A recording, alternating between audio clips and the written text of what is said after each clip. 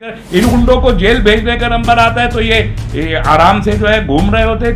सिर्फ मुसलमानों को अरेस्ट करेंगे, उन्हीं के घरों पर बुलडोजर चलाएंगे, वो गरीब लोगों को मार रहे हैं। इतना दम है आपके पास, इतनी ताकत है आपके पास। और ये जितने मोनू मानेसर टाइप के ये गौ रक्षा के नाम पर ये गौ भक्षक है, एकतरफा तौर पर मुसलमानों को टारगेट कर रहे हैं हरियाणा में, एकतरफा तौर पर ईसाइयों को टारगेट कर रहे हैं मणिपुर में। काव प्रोटेक्शन टास्क फोर्स, उसमें मोनू मानेसर शामिल है। तो ये तो गवर्नमेंट का प्रोटेक्शन हुआ ना, सरकार का संरक्षण दिए हुए हैं, आप उसको दामाद बना के रखे हुए हैं एक मुजरिम को। पूरा प्रोटेक्शन हरियाणा की सरकार ने एक गुंडे को, एक कातिल को दे रखा है जिसके ऊपर 6 केसेस दर्ज है। आपने अब तक उसके घर पे बुलडोजर चलाया? बिट्टू बजरंगी FIR उसके खिलाफ मौजूद है, आपने उसके घर पे बुलडोजर चलाया? ठोकने से चलेगी, और ठोकने का काम सियासी लोग नहीं गुंडे करते। तो ये जो ठोको सरकार का नारा है, बुलडोजर सरकार का, कहीं एक वो बुलडोजर मामा बने हुए हैं, एक बुलडोजर बाबा बने हुए हैं। अरे भाई, तो बुलडोजर तो जुल्म की अलामत है। आपका मॉडल ही जो है कत्लो गारतगिरी का है, आपका मॉडल ही गुंडागर्दी का है। ये तमाम जाटों ने और मुसलमानों ने मिल के इस फिसाद को रोका है। हिंदू मुस्लिम यूनिटी ने हरियाणा को जलने से रोका है। बजरंग दल का आदमी अपनी पिस्टल लेके जो है, वो कह रहा है, दावा है उसका कि लाइसेंस पिस्टल है, उससे गोली चला रहा है। और वहां उस वक्त में आप देखिए, जब गोली चला रहा है तो उसी वीडियो को देखिए, कहीं से किसी दूसरे फायर की आवाज आ रही है? कोई फायर नहीं हो रहा कहीं से, ये फायर कर रहा है और उसको प्रोटेक्ट किया जा रहा है। तो अगर आप इस सब के बाद सिर्फ मुसलमानों को अरेस्ट करेंगे, उन्हीं के घरों पर बुलडोजर चलाएंगे, वो गरीब रोंगिया, वो रोंगिया नाजायज नहीं रह रहे वहां, ये याद रखनी चाहिए। रोंगियाज वो हैं जिन्हें इंटरनेशनल, जिन्होंने यूनाइटेड नेशन रिफ्यूजीज सेंटर के कार्ड जिनके पास मौजूद हैं, यानी वो कानूनी तरीके से इस मुल्क में रहने वाला रोंगिया है जो रिफ्यूजी की हैसियत में आ रहा है। उन बेचारे गरीब लोगों को मार रहे हैं। इतना दम है आपके पास, इतनी ताकत है आपके पास कि आप बेसहारा मजदूर और गरीब इंसान जो पनाहगुज़ी हैं आपके मुल्क में आके, आप बहुत बोलते हैं अतिथि देवो भव, बोलते हैं ना, अतिथि देवो भव, मेहमान जो है वो देव के मानिंद होता है। आप बोलते हैं कि वासुदेव कुटुंबकम, कि सारा जगत एक कुटुंब है। अरे भाई, तो जिसे यूनाइटेड नेशंस के रिफ्यूजी कमीशन ने जिसे सर्टिफाई किया है, उसे मारने का, उस गरीब को मारने का आपको क्या हक है?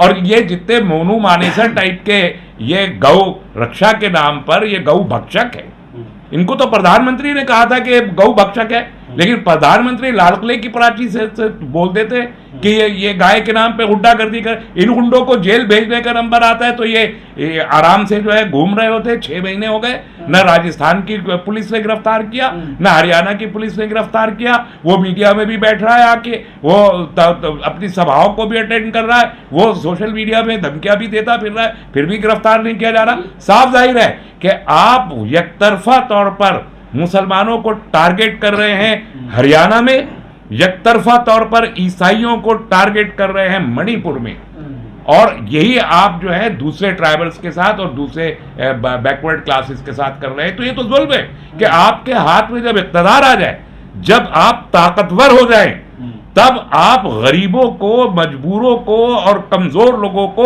अपने पैरों के नीचे मसल्ला शुरू कर दें। तो ये इस बात का सबूत है कि आपको हक नहीं है ताकत में और इक़्तिदार में रहने का। मोनू मानेसर का जो गुनाह है भरतपुर नासिर जुनैद वाला, उसमें राजस्थान सरकार तो ये कह के पल्ला झाड़ लेती है कि हरियाणा सरकार हमारा सपोर्ट नहीं कर रही। वहीं हरियाणा सरकार का ये कहना है कि मोनू मानेसर हमारी पकड़ से बाहर है, मतलब नहीं आ रहा है वो गिरफ्त में। नहीं, हरियाणा की सरकार झूठ इसलिए बोल रही है कि हरियाणा की सरकार ने 2021 में एक गैर कानूनी किस्म की कमेटी तश्कील दी, लीगल तौर पर, काव प्रोटेक्शन टास्क फोर्स। वो हालांकि उसमें सारे सरकारी अफसरान हैं, लेकिन उसमें स्टेट लेवल पर 6 का सियासी लोगों का नॉमिनेशन है और हर जिले की सतह पर 3 लोगों का नॉमिनेशन है पॉलिटिकल, उसमें मोनू मानेसर शामिल है। तो ये तो गवर्नमेंट का प्रोटेक्शन हुआ ना। आज तक उसको टास्क फोर्स से हटाया तो नहीं है। कत्ल का मुलजिम है, FIR हुई भी है, हरियाणा की सरकार को मिला या नहीं मिला वो तो दूसरी बात है। आपने जो सरकारी पद दे रखा है उसको, उस पद से आपने उसको हटाया या नहीं हटाया, ये सवाल पूछा जाना चाहिए। खट्टर सरकार से, तो आप तो उसको ग्लोरीफाई किए हुए हैं, सरकार का संरक्षण दिए हुए हैं, आप तो सरकारी हिफाजत में उसको दामाद बना के रखे हुए हैं एक मुजरिम को, और आपने राजस्थान पुलिस के ऊपर एफआईआर दर्ज की जब वो उसको अरेस्ट करने के लिए आई थी। तो आप कैसे कह सकते हैं? तो टोटल पूरा प्रोटेक्शन हरियाणा की सरकार ने एक गुंडे को, एक कातिल को दे रखा है, जिसके ऊपर 6 केसेस दर्ज हैं कत्ल के और इसी तरीके के गैर कानूनी हरकतों के। तो आप पूरा का पूरा जो मास्टरमाइंड है इस फिसाद के और इस साजिश के, उनको तो आपने प्रोटेक्शन दे रखा है, और उन्हीं के जरिए आप ये सब, उसी टास्क फोर्स के जरिए आप ये सब कुछ करवाते हैं वहां पर। तो ये तो टास्क फोर्स बनाना ही गैर कानूनी था। आपके पास एक काव संग्रहालय मौजूद है पहले से, आपके पास एक कानून मौजूद है काव प्रोटेक्शन का, उसकी जिम्मेदारी एडमिनिस्ट्रेशन की है, वो करेगी जब एक कानून मौजूद है। अलग से टास्क फोर्स आप क्यों बनाना चाहते हैं? और उस टास्क फोर्स को आप आर्म्ड भी कर रहे हैं कि वो मुसल्ला हो, हथियारबंद हो। इसका सीधा मतलब है कि आप चाहते हैं कि वहां पर कोई ना कोई टेंशन रहे, और ये बात खुद बीजेपी की सरकार चाहती है। लेकिन भाजपा सरकार जब ये कहती है कि दंगाइयों पर एक्शन लिया जाएगा, तो एक तरफा कार्रवाई करती हुई दिखती है। बुलडोजर मुस्लिमों के घरों पे चलता है, गिरफ्तारी मुस्लिम युवाओं की होती है, रातों में घुस रहे हैं घरों में उनके।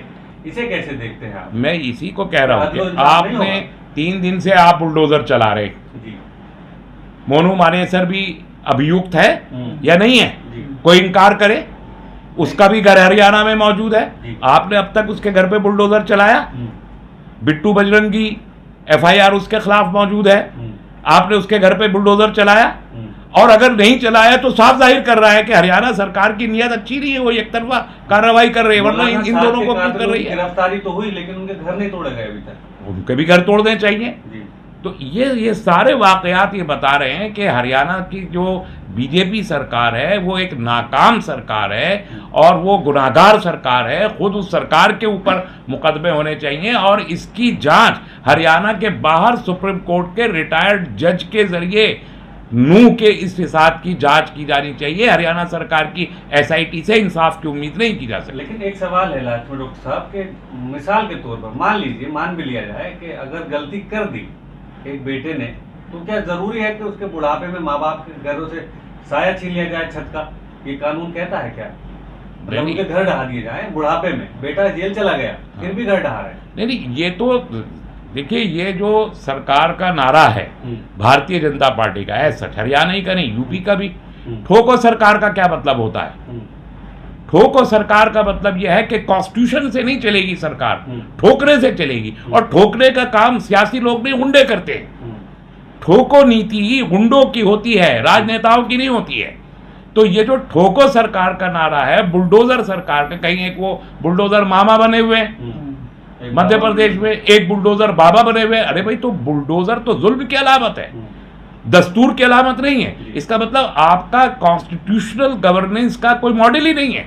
आपका मॉडल ही जो है कत्लो गारतगिरी का है, आपका मॉडल ही गुंडागर्दी का है। तो ये जो ठोको सरकार कहने वाले लोग हैं, जो पुलिस कस्टडी में जो है एक मुलजिम को शूट करा देने वाले लोग हैं, अदालत के कमरे में इनकी तहवील में होते हुए एक अभियुक्त को गोली मार दी जाती है, और फिर जश्न मनाया जाता है बाद में कि देखो हमने ठोक दिया। तो ये ठोकू नीति राजनेताओं की नहीं होती, गुंडों की होती है। एक सवाल और है, अभी आपने कहा कि फुल मेजोरिटी से हरियाणा में सरकार नहीं आई है भाजपा की, 2 बार से पिछले लगातार, तो क्या उसी चीज को पोलराइज करने के लिए सब किया गया? ऑब्वियसली ये एक नाकाम कोशिश है। देखिए, कर्नाटक में ये देख चुके हैं कि इन्होंने पोलराइज करने की कितनी बड़ी कोशिशें की, कितनी। यानी पहले तो होम मिनिस्टर जो हमारे अमित शाह ने जाके धमकी दी कि अगर हमारी सरकार नहीं बनी तो फिसादात होंगे, पहले ये धमकी देकर डराने की कोशिश उसी का तो इधर और उसके बाद में फिर वजीर आजम ने वहां जाके गैर कानूनी तौर पर जय बजरंगबली के नारे एक इलेक्शन की रैली में लगाए। आप मंदिर में खड़े होकर लगाए वजीर आजम, कोई एतराज की बात नहीं है, ठीक है, उनका अकीदा है, वो उसके मुताबिक अपने नारे लगाए, खूब लगाए। लेकिन इलेक्शन की रैली में जब वजीर आजम लगाए तो उनके ऊपर मुकदमा होना चाहिए।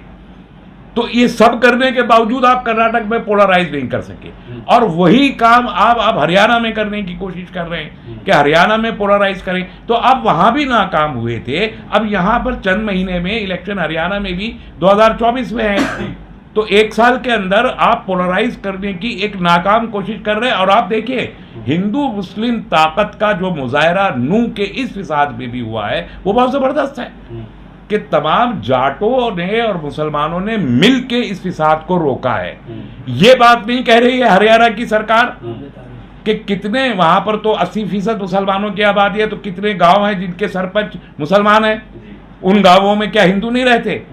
उन हिंदुओं को कैसे प्रोटेक्ट किया और हिंदुओं को क्या प्रोटेक्ट किया? हिंदू और मुसलमानों ने मिलके मुश्तरका तौर पर उस मुसलमान सरपंच की क़यादत में, चाहे वो खुर्शीद हो चाहे वो नसीम हो, इन्होंने उस पूरे एरिया को प्रोटेक्ट किया है। अगर ये हिंदू मुसलमान और खुसूसन जाट और किसान और सरदार और मुसलमान मिलके इस फिसाद को रोकने की कोशिश न करते तो यकीनन बजरंग दल और विश्व हिंदू परिषद हरियाणा में आग लगाने में कामयाब हो जाता।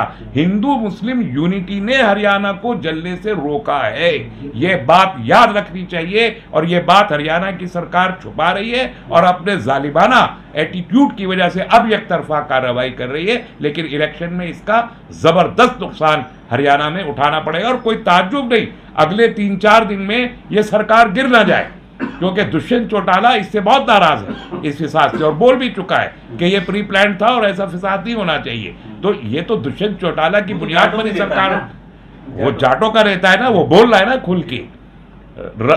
राव अमरजीत सिंह जो वहां पर एमपी हैं बोल रहे हैं ना खुल के, वो भी जाट है, बीजेपी के एमपी हैं, वो भी किसी और पार्टी के नहीं है। Dushyant Chautala deputy chief minister है, वो भी जाट है, वो भी खुल के बोल रहा है ना। अगर इन्होंने दबाव ज्यादा बढ़ाने की कोशिश की और दुष्यंत चौटाला सरकार से बाहर आ गया तो बीजेपी की सरकार गिर जाएगी। तो ये इनको सोच समझ, ये इसलिए मैं कहता हूं कि सियासी तौर पर बिल्कुल पैदल लोग हैं ये, और कोई जालिम इंसान हो वो गवर्नेंस और राजनीति जान ही नहीं सकता है, जान ही नहीं सकता है। इसलिए बीजेपी को बहुत दूर रखना इक़्तिदार से इसलिए जरूरी है कि ये राजनीति जानते ही नहीं है।